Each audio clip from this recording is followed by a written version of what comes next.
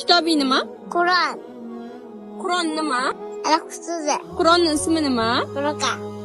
Umar. Qur'onning laqabi nima? Majid. Umar. Qur'onda nechta pora bor? 30 ta. Qur'onda nechta sura bor? 10 ta. Mashallah. Qur'on qaysi tilda yozilgan? Arab tilida.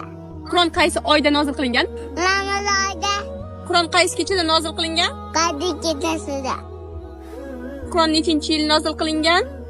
600 yil. Qur'on necha yil davomida nozil qilingan? Maut. Umar, Qur'ondagi eng katta sura qaysi? Baqara. Qur'ondagi eng kichkina sura qaysi? Kavsar. Kavsar surasini aytib ber. Inna aydana ya kavsar. Fasalli lillahi wal hal. Inna zaniyaki wal abdal. Mashallah. Mana. Thank you.